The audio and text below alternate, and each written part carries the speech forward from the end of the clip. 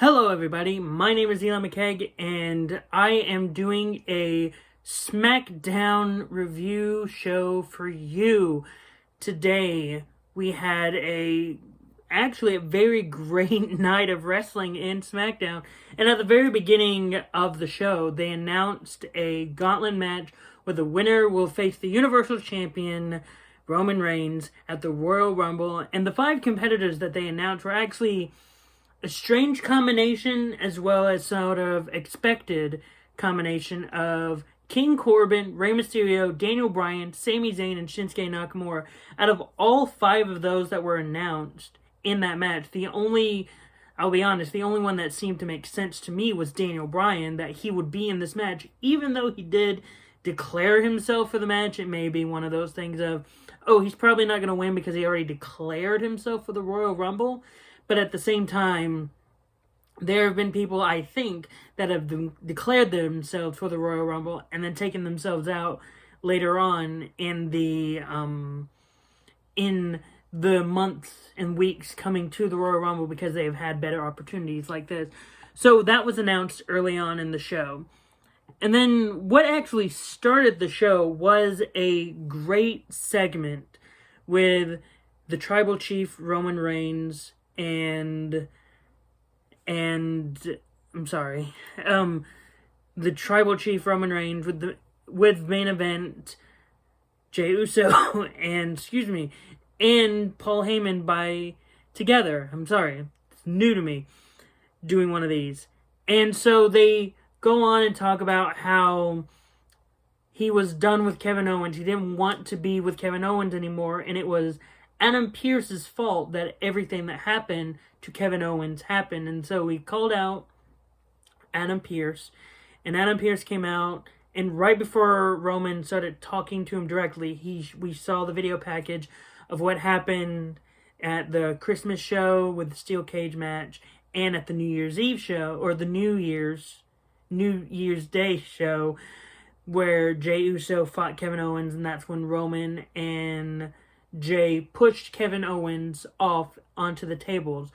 This entire segment was very masterfully done because it was showing Roman's anger and his, dare I say, arrogance, showing that he thinks of himself as really the boss of the show, even though we all know it's Vince McMahon who's in charge. But it's showing that sort of character where it's showing like, hey, I'm the Tribal Chief. I'm the one in charge of SmackDown, and you're going behind my back and doing all of these things. You shouldn't be doing these things.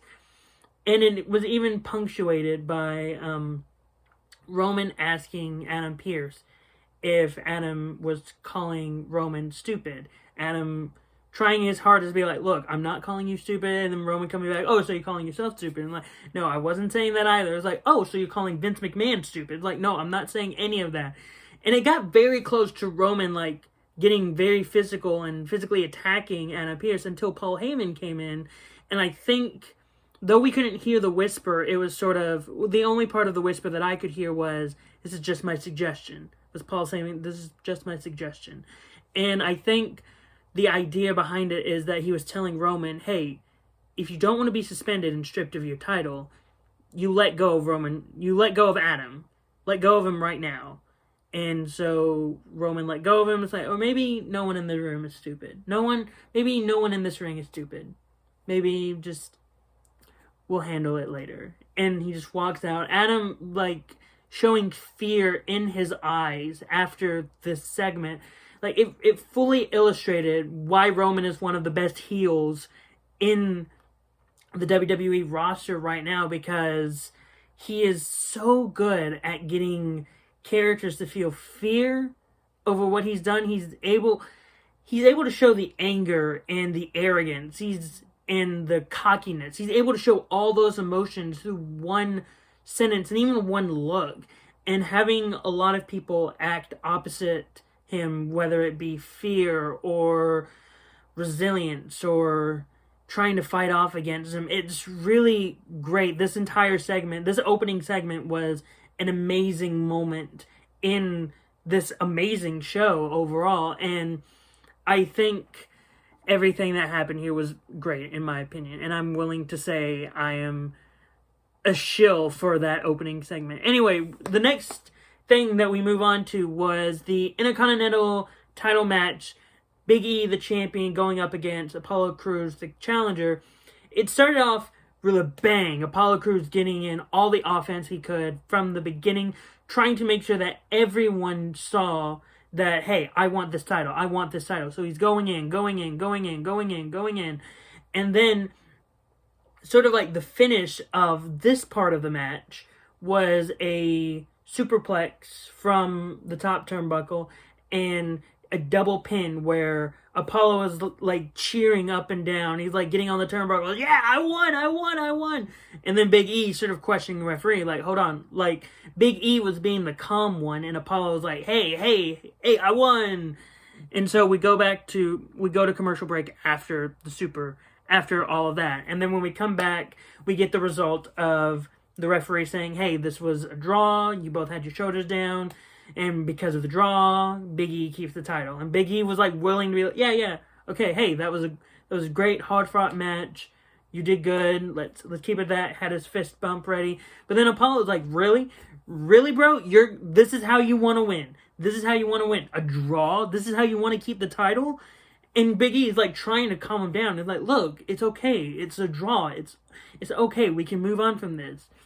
And then ultimately that led to Apollo slapping Big E in the face, which I found that was interesting because that's a side of Apollo that we've sort of seen but then not seen. Because we've seen it against heels, but we've not seen it towards faces. And what do I mean by that? I mean, Apollo has slapped heels before and shown the good guy side. He's never slapped a face before. And because of that threw a lot of anger in Big E. And Big E was like, okay, you want to do this. You want to do this. All right, and he hands over the title to the ref, and he's like, ring the bell. We're doing this rematch right now. And so we get the rematch, and then at that point, it was shown that Big E had more of the offense in this part instead of in the earlier match where Apollo had all the offense. And in this match, this was a great back and forth match. Both men showing their athleticism, their physical prowess. And again, like Apollo Crews proving why he is one of the best wrestlers on the roster, but he's an underutilized talent, showing that he can do so much than he's allowed to do. And then we get close to the finale, and then ultimately Big E is able to get the upper hand, hit the big ending, and hit the 1, 2, 3. And what's interesting is Big E, he gets the title after the match, and he says, look, this is what you did. You wanted this. You wanted to go in this match. I warned you. Don't slap me again. Don't you ever slap me again like that. And that was, again, another side of Big E that we barely see. We're so used to the power of positivity Big E. We're so used to Big E being the happy-go-lucky guy. So seeing this edge, seeing this intensity of the Big E is actually really refreshing, and I hope that we can see more of that. It's not that I want the power of positivity Big E to go away. That is literally the last thing I want. What I want is to have that power of positivity Big E with an equal amount of intensity. And I think this was a great first step. And I could legitimately see this feud continuing on past this match to where Apollo starts getting a little rougher, getting a little angrier. And I can actually see this turning into an Apollo heel turn if they want to put Apollo as a heel. We haven't seen, at least to my recollection, since Apollo's been on the main roster, we have not seen Apollo have a heel run. He's always been a face, and that's sort of what's like hindered him a little bit because we've never seen a lot of character from him. And if this is the start of a heel turn, then I'm very much looking forward to what Apollo's going to do. And I'm very much looking forward to Big E having a program with Apollo for the title. And we may even see this match at the Royal Rumble for the Intercontinental title, and then see it go into the Royal Rumble match, or we may not even have that title match, and we'll just see it in the Rumble. Anyway, moving on, we had Sonya Deville return after returning last week. She came back this week, and she said it was sort of revealed what her role in SmackDown was going to be. Based off of what it was shown, it seemed like she wasn't going to be an in-ring competitor anymore. She's going to be helping back behind the scenes and backstage with Adam Pearce. She's sort of going to be, if the way I see it is, if Adam Pearce is like the voice of Vince McMahon, and then Sonya Deville is going to be Sonya Deville is going to be Adam's right-hand man. Where if Adam can't get something done, he's going to go to Sonya and say, hey, Sonya, I need these contracts, like, signed. Go find them and go get them signed. I feel like that's the role that Adam may have for her, but I feel like later on down the line, Sonya may get a little physical with some competitors. That could lead to her going back into the ring. Sonya's a great competitor. She's a great storyteller. Just last year with everything that happened with Mandy and Otis and Dolph, that showed that she was a great storyteller, and I can't wait to see what happens later on down the road with this storyline and with this version of her character. I really hope that they show her as a viable contender, and maybe even afterwards show that she's more than just what she was with Mandy. She can be a legit threat for a title, because I don't see this phase of her career lasting long. I see her easily going back to in-ring competition. And then right after that, we had an interview with Bianca Belair, where it was announced that Bianca will be going into the Royal Rumble, or the Women's Royal Rumble. There are 2 Royal Rumbles now, so it's a little difficult. But she will be going into the Women's Royal Rumble, and during the interview, Bayley walks in and interrupts, basically also declaring herself that she will be going into the Women's Royal Rumble. And Bayley trying to goad Bianca, like, oh, how many people did you eliminate last year? And Bianca was like, oh, I eliminated 8. How many did you? Like, Bayley's going on, I didn't eliminate anyone because I wasn't in the match. I was defending my SmackDown Women's Championship. So, it shows that I'm a little bit better than you because I didn't have to be in the match. Then Bianca coming back saying, like, oh, well, you're having to be in it this year. You're not the Women's Champion anymore. So, you seem like you squandered your Women's Championship run because now you have to fight to get another shot at it. So, yeah, looking forward to eliminating you. Which, this rivalry between Bianca and Bayley has been really entertaining to see. Both of them trying to have one-upsmanship against each other. And I'm very much looking forward to seeing if Bianca can eliminate Bayley, or if Bayley's going to be eliminating Bianca, because my prediction for the Women's Royal Rumble is that I believe that Bayley is going to be winning the Royal Rumble and going up against Sasha at WrestleMania, and that's just my prediction. It could easily change from now to the Royal Rumble, who Vince McMahon and the writers of WWE determine who will be winning the Women's Royal Rumble. But it was a very good segment. I think it was a great way to further along the rivalry between Bianca and Bayley without them actually having a match. Which, today, in today's show, there were only 3 matches. It was the Intercontinental Championship, the SmackDown Tag Team Championship, and the Gauntlet match. The rest were just segments, which, again, when you have a Gauntlet match, you really can't do any more matches after that. You just have to focus it on the Gauntlet match. Anyway, moving on to the SmackDown Tag Team Championship. The Dirty Dogs, the team of Dolph Ziggler and Robert Roode versus the Street Profits. They are the champions going into this match. And this was a fun match. I wasn't really looking forward to this match. And even when I was looking forward to this match, I was expecting the Street Profits to defend their titles and to win. However, at the end of the day, it was Dolph Ziggler and Robert Roode winning the titles. I was not expecting this, though midway through, as the story was progressing, how they were mainly focusing on Montez Ford's hurt leg, I was very much thinking, I could honestly see Dolph and Robert winning the match, because it's something that they're telling the story of, Ford has this bad leg, let's attack this bad leg and keep Dawkins out of the ring, and we can win. And that's very much what the match was, a little bit, because it started out with Dawkins in the ring, then Ford got in, and then they attacked the leg, and then Ford, I believe, tagged Dawkins in, and so it was mainly Dawkins fighting, trying to make sure that Ford can get his leg back. And then once Ford got back into the ring, it was very much Dolph and Rude keeping him away from Dawkins. The finish of the match was it was Ford trying his hardest to get to Dawkins, slowly crawling across the mat. But then Rude was able to get Dawkins off ringside, tack Dawkins down, and then he got back into the ring, and they hit the Spinebuster Zigzag combo, which I believe that's a very good finishing double tag team finisher. I very much enjoy the combination of the Spinebuster with the Zigzag. I've never actually seen it before. This has actually been my first show in a while, so I'm very glad I was able to watch this show in particular, because it was so much fun.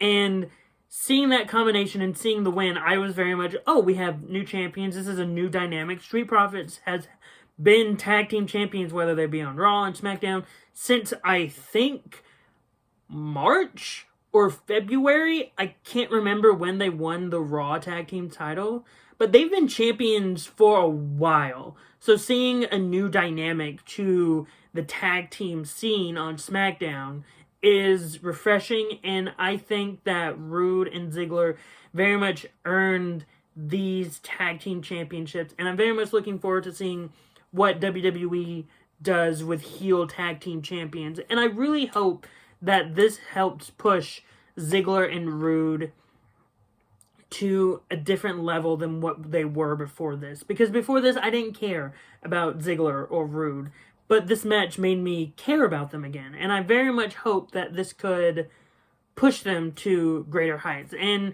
either whether Street Profits gets a rematch, or if they're going to go over to a new tag team rivalry, that's up to WWE. But I very much enjoyed this match, and I'm very proud of Ziggler and Rude for getting the win, because they've done a lot of work with the company, and they very much deserved the tag team titles.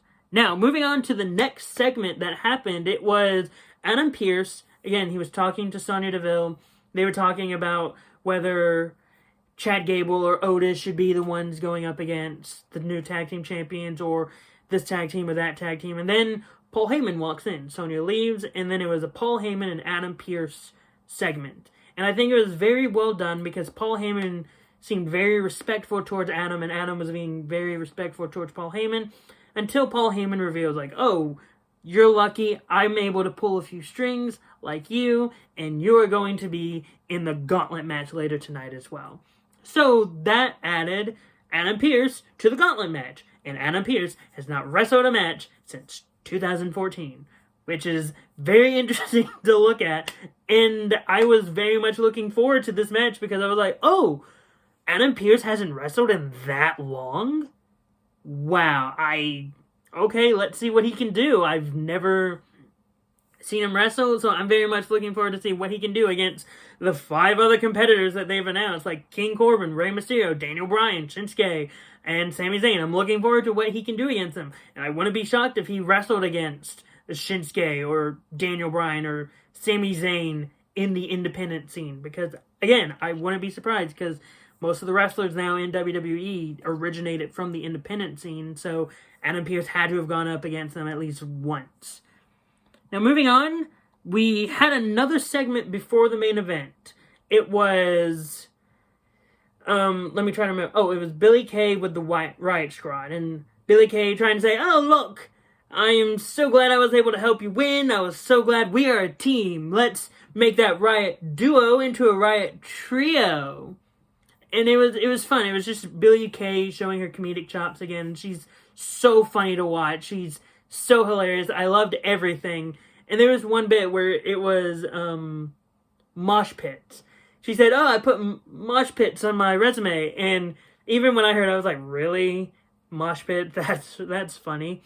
And then they continued that bit later on when they actually looked at it in the resume, and Ruby said she actually put that on there. She actually put mosh pits on the resume. And it was fun. Like, I'm very much looking forward to what this trio does, and I'm very much looking forward to what WWE does with Billy Kay. Like, this entire episode was very much, oh, I can't wait to see what they do with this, or I can't wait to see what they do with this.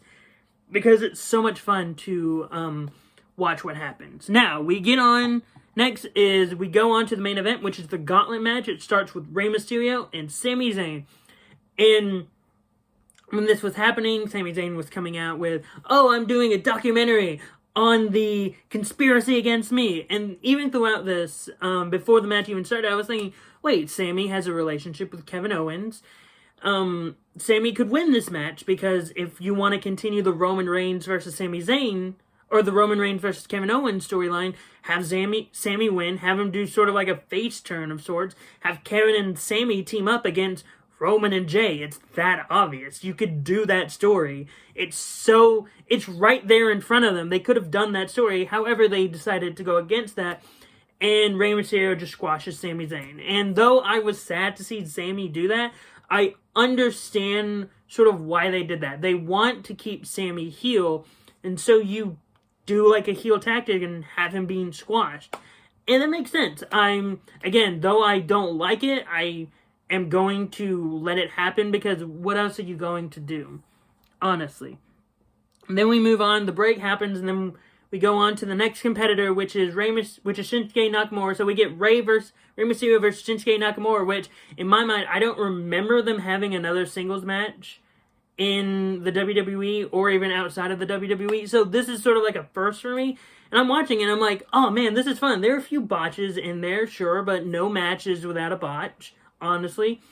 And I legitimately thought Rey was going to beat Shinsuke, because I'll tell you why later, but I thought Rey was going to win because I thought they would want to like push the face. But then ultimately Shinsuke won with an armbar, which I'm not used to the armbar, besides if you're Ronda Rousey or Becky Lynch, having the armbar win you a match, because again, armbars are not that dangerous unless you're Becky Lynch or Ronda Rousey in WWE. But Rey Mysterio lost, and Shinsuke Nakamura keeps on going into the gauntlet, which then King Corbin comes out, which is why I thought Rey was going to win, because I thought we were going to have a Rey Mysterio versus a King Corbin match in the gauntlet, but that didn't happen. Instead, we had Shinsuke Nakamura versus King Corbin. And this was a very hard-hitting match.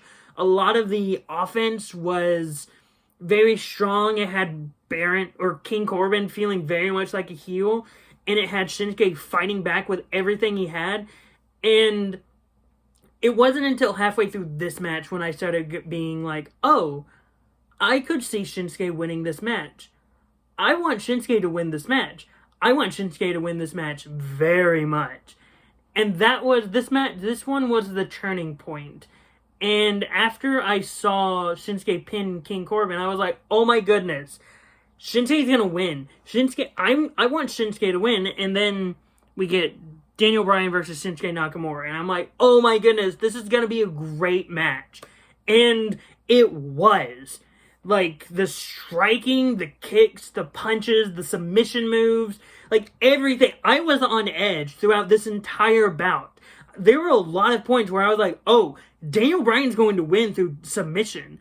And I was just screaming at my TV. I was screaming at Shinsuke. I was wanting him to get to the ropes. I was wanting him to get out of everything. This match made me relive why I love Shinsuke Nakamura so much. This one little thing of Daniel Bryan and Shinsuke Nakamura made me go, oh, this is why Shinsuke Nakamura should be a main event level star and not anything else. So, very much, in my opinion, this was Shinsuke's match from beginning to end. And ultimately, in the end, Shinsuke Nakamura picks up the win against Daniel Bryan. And that was amazing. I was cheering. I shouted out a loud cheer after Shinsuke won. And so, during the match, and also after the match, it had Daniel Bryan giving a handshake to Shinsuke, which, in my opinion, and this is just my opinion alone, the moment I saw that, I was like, oh, this is a face turn for Shinsuke Nakamura. Shinsuke's a face now. He's a good guy. And that's just my opinion. I don't see that happening any other time, because once you earn respect from Daniel Bryan and you give it back, there's no heel turn. You can't be a heel, in my opinion, anymore. You are a face. And so right after that handshake, we hear Roman Reigns' music.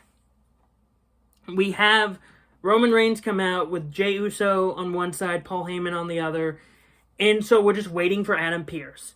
And we're waiting, and we're waiting, and we're waiting, until finally Paul and Jey, force Adam out.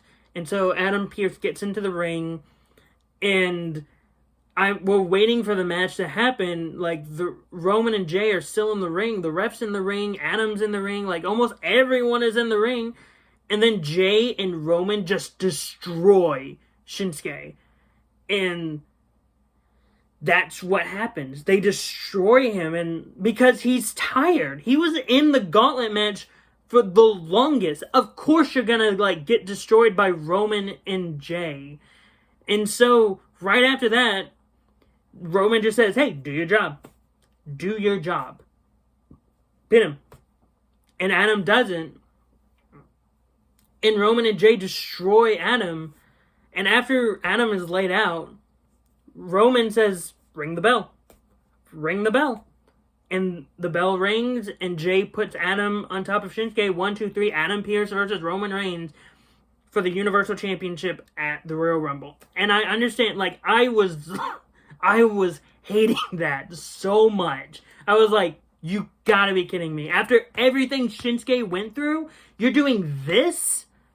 Which, again, the straight up idea right now is to go, this is bad creative from WWE. This is horrible. This is stupid. They shouldn't do it. How could you do this to Shinsuke Nakamura? My answer is simple. This is long-term storytelling. And I know WWE is not known for long-term storytelling, but let's be honest. That's what they're doing right now. They're having this match, or they had Adam win clean, and because they're gonna go, the next story is going to be Shinsuke versus Roman for the title. Sure, they may have Adam versus Roman, and Roman's probably gonna destroy him, but in February, Shinsuke's gonna get his revenge. Or even if they don't even do Adam versus Roman, I could easily see Adam take himself out of this match, and then have it be Shinsuke versus Roman. And then those two have a clinic. They just destroy each other. And then ultimately Roman will win. Or at least that's what I'm assuming Roman's going to win. But yeah, that's how it ended. It wasn't as strong as of an ending as I hoped, based off of how they built Shinsuke. But the show was great overall. I very much enjoyed all of the creative decisions behind it, because it's all about storytelling. It's all about the story from point A to point B. Point A is Shinsuke losing, which will ultimately lead to a match between Roman and Shinsuke for the Universal title. That's ultimately what's going to happen. And sure, this may not have been the quote-unquote greatest start of that rivalry, but it's going to happen. Because let's just look at all the storylines and all the rivalries that Roman has had since coming back at SummerSlam. It was The Fiend, Braun, and Roman. And throughout the entire thing, Roman was like, I'm not going to get into the ring until I'm good and ready. The Fiend and Braun are laid out. He's good and ready. And that happened. Roman versus Jey Uso. 2 of the greatest storytelling matches of last year. There's no denying that Jey and Roman in WWE was one of the greatest rivalries in late last year, in late 2020. And then it was Roman versus Kevin Owens, or it was Roman versus Drew McIntyre for a short bit for SummerSlam. Sure, it was champion versus champion, not title for title, but that doesn't matter. That was a great storyline. Then it was Kevin Owens versus Roman Reigns for the Universal title, which, again, a great story. So when it comes to Roman and the stories that they are telling with him, I am never in doubt that we're going to have a great story and a great lead-up. So, sure, a lot of people may be hating this one moment, or people may hate this one moment of Adam Pearce pinning Shinsuke after Roman and Jey brutalized Shinsuke, but don't worry, it's a moment. I can almost guarantee you that Roman and Shinsuke is going to happen, and that's going to be the match in the Royal Rumble, and we're going to have a great story leading up to it, and then sort of a fallout to where Shinsuke will get another title match, and then that's the story. Now, what match is he going to have at WrestleMania? I have no idea. I have no idea to predict it. A lot of people are saying Roman versus The Rock. I don't know if we're going to get that match this year. If we do, cool. Roman should beat The Rock and become a major star from that match and be the true tribal chief. I just hope that Roman gets a great story, and I hope this thing between him and Shinsuke is an amazing storyline, because the story will not be Roman versus Adam. The story will be Roman versus Shinsuke, and I can almost guarantee you that's going to be a great storyline going into the Royal Rumble. So, that has been my WWE SmackDown Live recap. I hope you enjoyed this. If you did, click that like button. If you want to leave a comment, go ahead, leave a comment down below. And thanks for joining me. I've been Eli McKegg, and I hope you all have a great night.